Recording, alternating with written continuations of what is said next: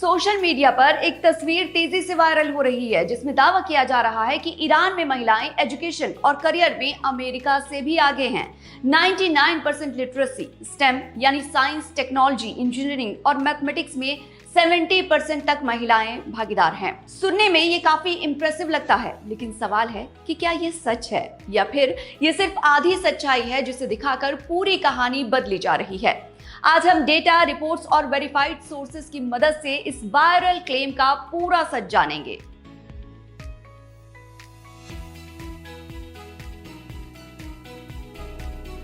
इस viral image में कुछ बड़े दावे किए गए हैं, जैसे ईरान में 99% महिलाएं साक्षर हैं, 62% महिलाएं हायर एजुकेशन में हैं, 70% महिलाएं स्टेम में हैं, 49% डॉक्टर महिलाएं हैं और तुलना की गई है अमेरिका से।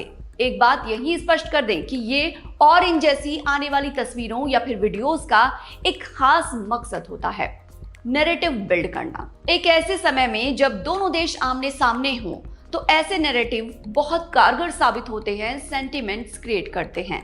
तो ये समझना जरूरी है कि इन चीजों से इन्फ्लुएंस नहीं होना है। हमारा मकसद सिर्फ वो बताना है जो बिटवीन द लाइन है। तो इस डेटा को देखकर एक बारगी तो ऐसा लगता है कि ईरान महिलाओं के लिए एक आइडियल स्टेट है।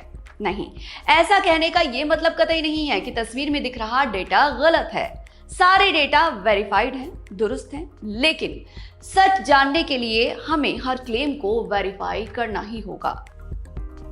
सबसे पहला क्लेम है कि ईरान में महिलाओं का लिटरेसी रेट 99% है। डेटा एकदम सही है, लेकिन इसमें अंडर द लाइन एक ट्विस्ट छिपा हुआ है। अब वो क्या है? तो जिस 99% लिटरेसी की बात हो रही है वो सिर्फ यूथ कैटेगरी के लिए है, यानी 15 से 24 साल की लड़कियां 99% तक लिटरेट हैं। खुशी की बात है, वैसे होना तो 100% चाहिए था, बहरहाल ये भी कम नहीं है। लेकिन अगर हम ओवरऑल एडल्ट विमेन लिटरेसी देखें तो ये करीब 85% के आसपास है। कम है, 99 के मुकाबले तो काफी कम है, लेकिन ग्लोबल लेवल पर देखें तो कुछ बुरा भी नहीं है। लेकिन जैसा कि पहले भी बताया, वॉर के दौरान ये डेटा इस तरह दिखाया गया है कि वो एकदम इंप्रेसिव लगे, जो कि लग भी रहा है। इसे ही शास्त्रों में सिलेक्टिव डेटा प्रेजेंटेशन का नाम दिया गया है। ये एक क्लासिक एग्जाम्पल है। अब आते हैं सबसे शॉकिंग क्लेम पर। 70% महिलाएं स्टेम में हैं। अगर ये सच होता तो ईरान दुनिया का सबसे एडवांस्ड जेंडर बैलेंस्ड मुल्क होता, लेकिन यूनेस्को के डेटा के मुताबिक ईरान में स्टेम ग्रेजुएट्स में महिलाओं की हिस्सेदारी करीब 25% है। तो फिर 70% वाला आंकड़ा आखिर आया कहां से? असल में ये मिथ है जो बना है कुछ पुराने आर्टिकल्स, मिस इंटरप्रिटेशन और सोशल मीडिया एम्प्लीफिकेशन से। यानी एक बार गलत डेटा वायरल हुआ और फिर वही गलत डेटा बार बार रिपीट होता चला गया।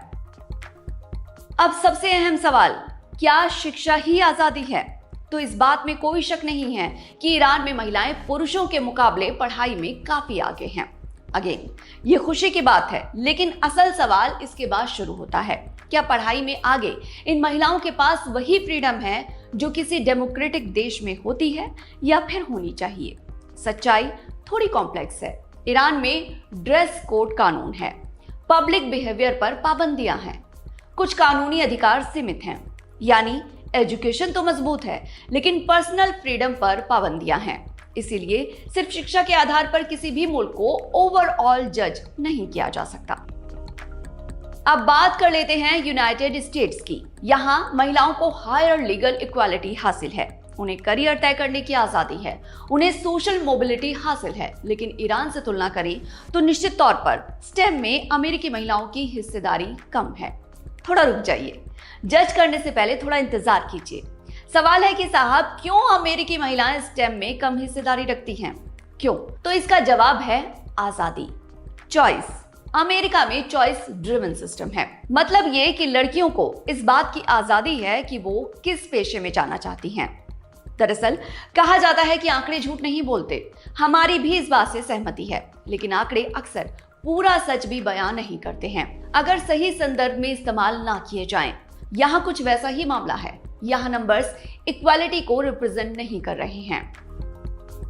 अब सवाल यह है कि ऐसी मिसलीडिंग कंपैरिजंस बनती कैसे हैं?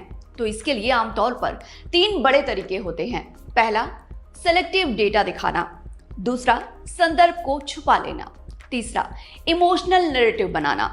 अब अगर आज की स्टोरी में इन तीनों बातों को नोटिस करना हो तो देखिए कैसे यूथ लिटरेसी को ओवरऑल दिखाया गया, स्पेसिफिक फील्ड्स को पूरे मुल्क का रिप्रेजेंटेशन बताया गया और सबसे अहम, लीगल राइट्स को बड़ी सहूलियत के साथ नजरअंदाज कर दिया गया और इस तरह तैयार हो गया एक बेहद स्ट्रॉन्ग कंक्लूजन।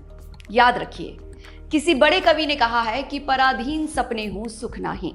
तो दोस्तों, आखिर सच क्या है? सच ये है कि ईरान में महिलाएं एजुकेशन के फील्ड में स्ट्रॉन्ग हैं। यूथ लिटरेसी बहुत हाई है, लेकिन दिखाए जा रहे आंकड़े एग्जीग्रेटेड हैं। सच ये है कि आंकड़े कभी झूठ नहीं बोलते, लेकिन उन्हें कैसे इस्तेमाल किया जाता है वही पूरी कहानी तय करता है।